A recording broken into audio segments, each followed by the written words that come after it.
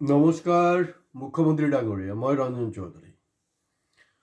বহুদিন পিছত এটা বস্তু ভাল লাগিলে আপুনি বিধানসভাত মজিয়াত এটা হেৰি আনিছে যে দুটা বিয়া কৰিলে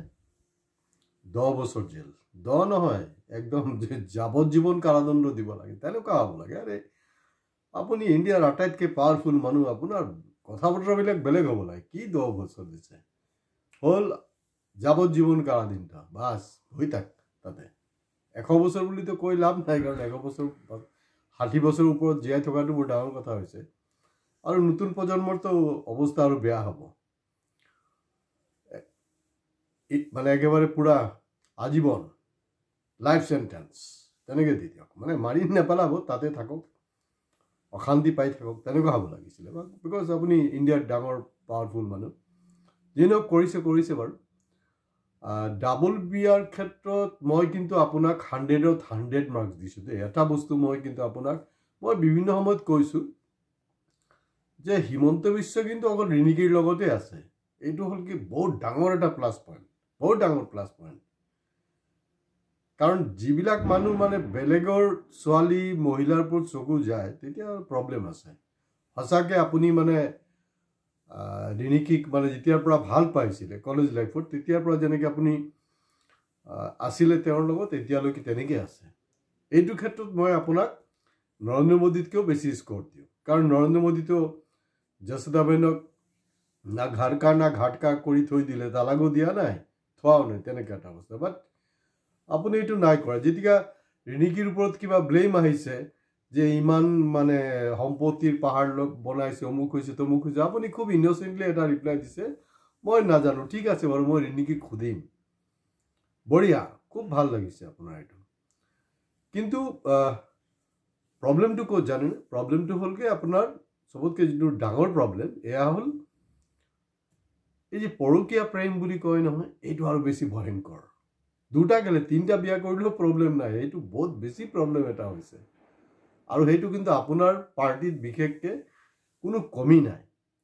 এটা সময়ত দেখোন আপোনাৰ ৰাজ্যিক নেতাহে কৈছিলে যে বাজপেয়ী ভৱনৰ ৰাতি 7টা বজাৰ পিছত নাহিলেই হ'ল মহিলাবিলাক কৈছিলে নে নাই আৰু এইটো দেখা গৈছে যিমান ডাবল ইঞ্জিন চৰকাৰ আছে হয় মোদী মহিলা সশস্ত্ৰীকৰণৰ কথা কয় মহিলা বিলৰ কথা কৈ আছে যিটো গ্ৰাফত দেখা গৈছে ভাৰতবৰ্ষৰ ডাবল ইঞ্জিন চৰকাৰ বিজেপি চৰকাৰ য'ত আছে তাত আটাইতকৈ বেছি মহিলা আক্ৰান্ত হৈছে আটাইতকৈ বেছি হৈছে আপুনি পৰিসংখ্যা ওলাই লওক এইটো ভাৰত চৰকাৰে আছে এনেকুৱা নহয় যে আমি ওলাইছোঁ এইটো ভাৰত চৰকাৰ আছে কথাটো এইটো এটা বিপদজনক মই নামটো ঠিক মনত পেলোৱা পৰা নাই আপুনি ওলাইছিলে কাৰোবাৰ এই তিন গগৈৰ কথাত এই যে গৌৰৱে নে কোনোবাই গৌৰৱ ন অকিল চাগে এইটো ফটোৱা কথা পাতি থাকে লুৰিণজ্যোতি বিয়া কৰি ল'ব 26ত ইলেকশ্যনৰ পিছত কাৰণ তেওঁলোক পাৱাৰত আহি আছে সেইটো সন্দৰ্ভত আপুনি কিবা ৰিপ্লাই দিওঁতে কৈ আছিলে যে থাওৰা সমষ্টিত কি আছিলে সুশান্ত বৰাগোহাঁইৰ কথাই কৈ আছিলে নেকি অৱশ্য মোৰো বয়স হ'ল কাণত কম শুনিছোঁ দেখোন নাজানো যে সিহঁতো চাগে এই দ্বিতীয় বিয়া কৰিবই অলপতে টেনশ্যন নল'ব আৰু আপুনিতো চবতকৈ বেছি জানে যে আপোনাৰ দলৰ আপোনাৰ এনেকুৱা হৈছে যে পৰকীয়া প্ৰেম পুৰা মানে অৱস্থা বেয়া কৰি দিছে আপুনি জানে কিন্তু মুখ্যমন্ত্ৰী ডাঙৰীয়া আপুনি ডিনাই কৰিব নোৱাৰিব দ্বিতীয় বিয়া তৃতীয় বিয়াতকৈ বেছি ভয়ংকৰ কোনটো জানেনে পৰকীয়া প্ৰেমটো একেবাৰে নগ্নভাৱে হৈ আছিলে দেখা গ'ল যে আমি শুনামতে আপুনিও নাকি ক'ব লগা হৈছে বাইদেউ আপুনি এওঁক কেতিয়া এৰিব এনেকুৱা হৈছে মানে আৰু আপোনাৰ এক সময়ত মন্ত্ৰীৰো নাকি মন্ত্ৰিত্ব গুচি গৈছে তেনেকুৱা হৈছে বহুত বিপদজনক কথা বাৰ্তাবিলাক আৰু এইখিনিত মোৰ মনত পৰি আছে এতিয়া হাগ্ৰামা কি আপোনাৰ NDAত আছে নে নাই সেইটো বহুত ডাঙৰ কথা কাৰণ আপুনি বহুত কষ্টত তাক NDAত আনিছে বহুত কষ্টত আৰু হাগ্ৰামা এটা কথা কৈছে নহয় যে আমি এটকা দিলে আমি 2 টকা ল'ব জানো আৰু ঠিকে সেইটো কৰিলে কাৰণ ইতিমধ্যে ট্ৰান্সপৰ্ট মিনিষ্টাৰটো আপোনালোকৰ পৰা লৈ ল'লে আৰু শ্ৰীৰামপুৰ বৰ্ডাৰতো আপোনাৰ যি লুণ্ঠন হ'বলৈ আছিলে লুণ্ঠন ষ্টাৰ্ট হৈ গ'ল MVIৰ বদলীকৰণ না পদোন্নতিৰ সেইবিলাক লৈ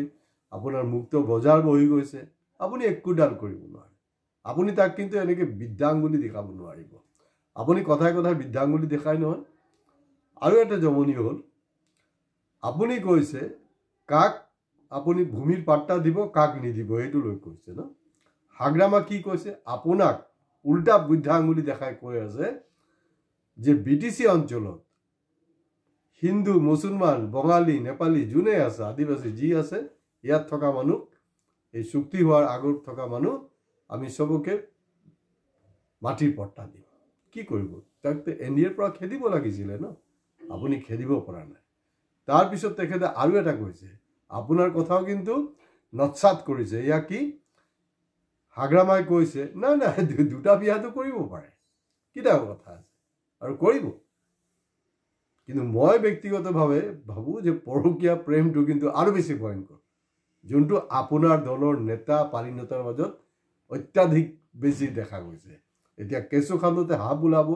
মই ভিডিঅ' দীঘলীয়া নকৰোঁ। সেইবিলাক আপুনি আগতে নিজৰ ঘৰখন চাবলৈ লওক। ঘৰখন মানে সেই ৰিণিকীৰ কথাটো কোৱা নাই, তেওঁ ভাল ভাল মানে হেৰি, মানে আপোনালোকৰ টিউনিং ভাল, যোনটো জৰি বুলি কয় হিন্দীত, খুব ভাল জৰি, মানে জৰি চালামত ৰহে, আশীৰ্বাদ থাকিল, ভাল এইটো, তাত কোনো হেৰি নাই। কিন্তু পৰকীয়া প্ৰেমৰ পৰা বচাওক। আৰু এটা আপুনি কৈছে ইউনিফাইড চিভিল কোড, যদি চব ঠিকে থাকে, 26ত যদি মই আকৌ মুখ্যমন্ত্ৰী হওঁ, তেতিয়াহ'লে কিন্তু ইউনিফাইড চিভিল কোড লাগু কৰিম। তো ইউনিফাইড চিভিল কোড লৈ NDAৰ যে বিভিন্ন পাৰ্টনাৰ আছে, তেওঁলোকৰ অপিনিয়নটো কি, সেইটো চাই লওক। বা আপোনাৰ নৰ্থ ইষ্টৰ অৱস্থাটো কি, সেইটো আপুনি চাই লওক। আৰু ইউনিফাইড চিভিল কোডৰ ক্ষেত্ৰত মই কৈছোঁ, আপুনি অলপ নিজৰ ঘৰ চাবলৈ বুলি কেলৈ কৈছোঁ জানো নাই? আপুনি নাডাৰ চিফ আছিলে নহয়, আপোনাৰ লগতো কিন্তু বিদ্ৰোহ ষ্টাৰ্ট কৰিছে। কোন? মেঘালয় চিফ মিনিষ্টাৰ, ত্ৰিপুৰাৰ আপোনাৰ পাৰ্টনাৰ, তেওঁলোকে কিন্তু বেলেগ আঁতৰি গৈ বেলেগ মঞ্চ কৰিব, আপোনাৰ নেতৃত্ব মানিব খোজা নাই। ডাবল বিয়া বন্ধ কৰক। হয়, আকৌ কিছুমান আছে হেৰি, মানে বিয়া কৰিছে, সম্পৰ্ক নাই,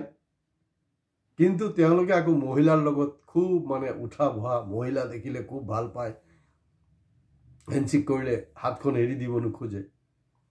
গতিকে ডাবল বিয়াৰ ক্ষেত্ৰত আপোনাক খালি এটাই হেৰি কৰিম, 10 বছৰ নহয়, যাৱজ্জীৱন কাৰাদণ্ড, তেনেকুৱা এটা কৰক। আপোনাৰ দলৰ মানুহখিনিক নিয়ন্ত্ৰণ কৰক, যাতে কোনো মন্ত্ৰীৰ পৰকীয়া প্ৰেমৰ কাৰণে যাতে মন্ত্ৰিত্ব যাব নোৱাৰে, তাৰ কাৰণে ব্যৱস্থা কৰক। ভিডিঅ' ভাল লাগিলে শ্বেয়াৰ কৰিব। আজি ইয়াতে শেষ কৰিছোঁ।